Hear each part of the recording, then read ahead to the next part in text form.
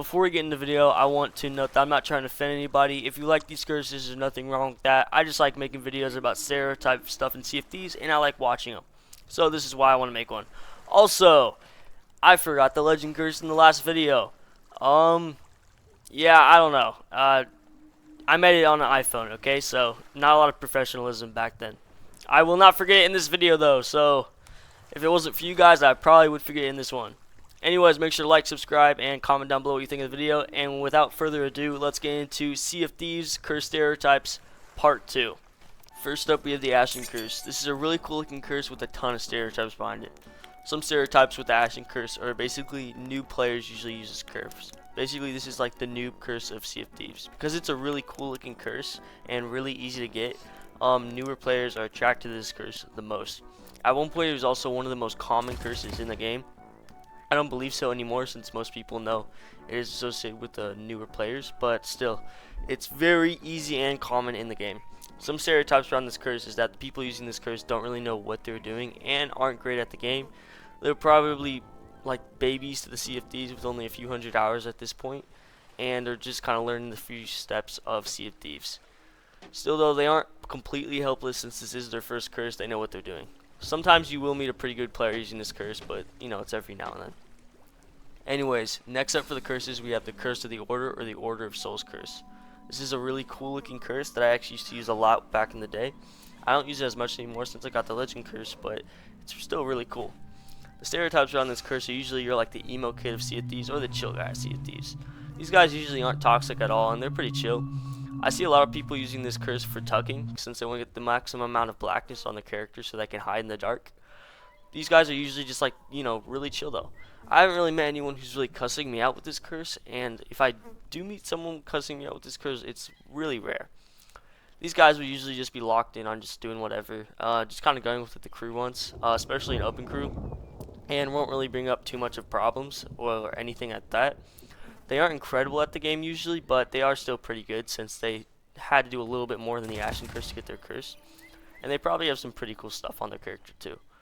These guys usually know what they're doing, like half the time. I will run into a few people using the Curse of the Order curse that just aren't that good at the game, but you know, it's just progression. And you know, these curses just have stereotypes. Anyways, next up is the Curse of Sunken Sorrow. This is a really cool looking curse that you can obtain by doing these like shrine things and, you know, obtaining the curse. Let's focus on the stereotypes though. Some stereotypes with the Sunken Sorrow curse are basically these guys are honestly, I've noticed these guys have been kind of toxic lately. I don't know why.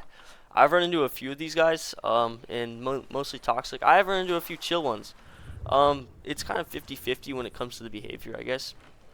These guys usually are just kind of locked in on doing their own thing though, just kind of getting money for the crew and stuff.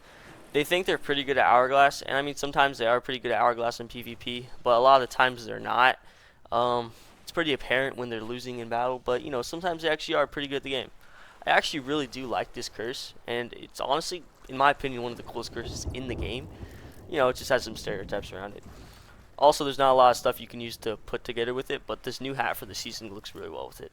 Anyways, next up we have the Stone Curse. This is a pretty cool looking curse that you can get from the Pirate Emporium. Most people using this are people who don't want to get curses or are cracked at the game. The same thing goes for this Creeping Stone Curse, just less people use it. Basically, people use this curse bought from the Pirate Emporium. And honestly, I don't know anyone who is using this curse at all. It's like my least favorite curse in the entire game. Because first off, I don't really think the stone even looks like stone. It looks like, honestly, more like the sand texture for me. But yeah, that's about it for this curse. Anyways, next up we have the Storm Strike curse. The Storm Strike curse is a really cool looking curse that you can obtain from the Pirate Emporium again. Some stereotypes with this curse are basically it's just new players using this. I do see some streamers use this a lot, and you know, anyone can use this curse. Just the stereotypes for it usually are just newer players who just don't want to work for curses. They say, oh my gosh, it's a curse from the Pirate Emporium, and they go to get it. So it's a pretty cool looking curse. It just doesn't show up on the top of your body a lot, so you don't really wear a t-shirt if you want to see it. Anyways, next up we have the Ghost Curse. This is a really cool looking curse that you can obtain through Hourglass. People using this curse are usually the Ultra Sweats of Sea of Thieves. They know how to play Hourglass, they know how to do PvP, and they know how to defend their ship. If you run into these guys, you should probably run because they're probably trying to be stealing your loot. I do meet a lot of these guys that are actually pretty chill. I haven't really met a lot of like toxic Ghost Curse users. Sometimes these guys actually won't even be that good at Hourglass or PvP. They just kind of lost farm to get there, and that's still fine. But usually these guys are mostly chill. I don't know why they're way more chill than their counterparts, but you know, I guess they just are. Anyways, these guys are usually just the chill ghosts of Sea of Thieves that are just vibing on the seas and just stealing loot from people. Anyway, next up we have the Legend Curse. This is similar to the Ghost Curse, but these guys are usually much better. Some stereotypes surrounding these guys are basically that they are some sweats at PvP. You see someone with this curse, they have some crazy knowledge of the game and have been around for quite a minute. Usually these guys are either like really OG, got it back in season 1 of the Plunder Pass, or these guys got it from grinding through Hourglass and got 5 extra levels. So these guys are pretty stinking good at Hourglass, even better than the people with the Ghost Curses. So definitely watch out for these guys. Also, another stereotype is these guys are crazy PvPers and are really good with guns.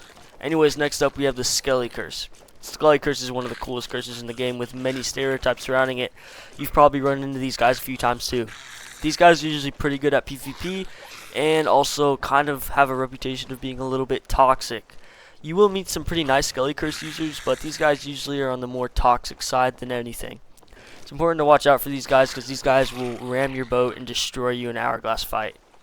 So if you're going to run into these guys, make sure to lock in if you're good at PvP. And if you're not, I suggest running. These guys, if they're bad at PvP, that means they most likely lost farm for this thing. So, you know, it really depends on who you run into. Anyway, next we have the Gold Curse. This is a really cool looking curse that I still don't have, even though it's been 6 months. I don't know, I just don't want it. Anyways, basically some really cool stuff about the Gold Curse. Some stereotypes surrounding this is basically they're kind of toxic. I've run into a lot of Gold Curse people that are pretty toxic. I do have some really cool outfits though. Usually people with the Gold Curse usually have like the greatest outfits to go along with it, but they're kind of toxic. They pipe up in voice chat and they're pretty rich, but not in real life. Anyway, this is the Wild Seas Curse. I don't run into a lot of people wearing this curse, so I mean, I have run into some people with this curse, and you're usually the completionist of Sea of Thieves, having every single achievement, or you just really love like fishing and you just love Merrick and all that stuff. That's about it for this curse though. Anyways, for the next curse we have the Legendary Blessing of Thena's Fortune. You're the goat of Sea of Thieves. You've done everything this world has to offer, and you sold your soul to the devil to get the hours of this curse. Anyways, that's everything for this video. Make sure to like, subscribe, and comment down below what you thought of the video. Tell me what you thought. Tell me what I should do next for videos. I'm trying to think of ideas, but I couldn't think of anything, so I'm just doing another one of these videos. Tell me if I should do like a, I don't know, a different stereotype video, because I actually do like making these videos, and I actually like watching them too. I just don't see a lot of them on YouTube, so just make one. Anyway, like, subscribe, and I'll see you guys later. Bye.